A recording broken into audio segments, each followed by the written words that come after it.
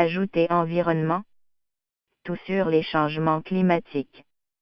Les émissions mondiales de compagnie 2 sont reparties à la hausse en 2017, une très mauvaise nouvelle, alors que la communauté internationale entame lundi la seconde semaine de négociations climatiques à Bonn pour avancer dans la mise en œuvre de l'accord de Paris.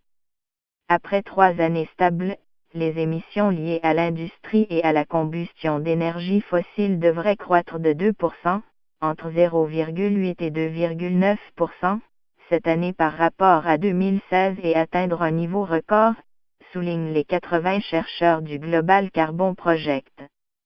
Leur étude vient confirmer les sombres conclusions du dernier rapport de l'Agence Environnement de l'ONU, PNE, qui relevait que le monde ne faisait pas assez pour tenir les objectifs de l'accord de Paris visant à garder le réchauffement planétaire sous 2 degrés Celsius, voire 1,5 degrés Celsius. Pour y arriver, il faudrait que les émissions atteignent leur pic ces prochaines années puis diminuent rapidement, rappelle une des auteurs, Corinne Le Quéré, de l'université britannique d'East Anglia, pour qui ces résultats sont une grande déception. Recul pour le genre humain. À l'origine du boom des émissions, la Chine, qui a vu sa production industrielle bondir. Mais pas seulement les États-Unis, où la consommation du charbon a cru pour la première fois en 5 ans face à la cherté du gaz, et lui font moins bien que les années précédentes. Cette nouvelle est un recul pour le genre humain, a réagi Amy Luers, directrice de Future Earth, plateforme de recherche soutenant le Global Carbon Project. Nous devons renverser cette tendance. Ce qui signifie en priorité fournir un accès à une énergie propre aux centaines de millions de personnes encore privées d'électricité, ajoute-t-elle.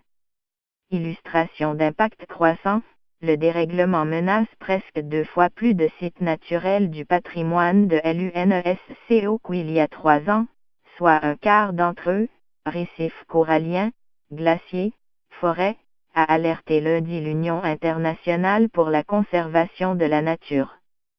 À Bonn, les délégués de chaque pays négocient les règles d'application de l'accord de Paris, notamment sur la transparence des actions nationales, qui ne seront pas finalisées avant fin 2018 et la COP 24. Ils doivent aussi lancer un dialogue d'1 an pour préparer la révision des engagements climatiques nationaux, présentés par chaque pays avant la COP 21. Côté négociation, il y a du progrès, a estimé la responsable climat de l'ONU Patricia Espinosa, à mi-parcours d'une COP 23 entamée le 6 novembre. Côté action, on voit des signaux positifs, mais nous sommes aussi conscients qu'il y a un fossé à combler. Nous devons agir vite.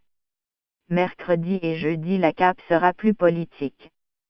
S'exprimeront notamment l'allemande Angela Merkel, le français Emmanuel Macron, les présidents gabonais Ali Bongo, guinéens et de l'Union africaine Alpha Condé, tchadien Idriss Déby, sénégalais Macky Sall, des premiers ministres, nombre de ministres de l'Environnement et le secrétaire général de l'ONU Antonio Guterres.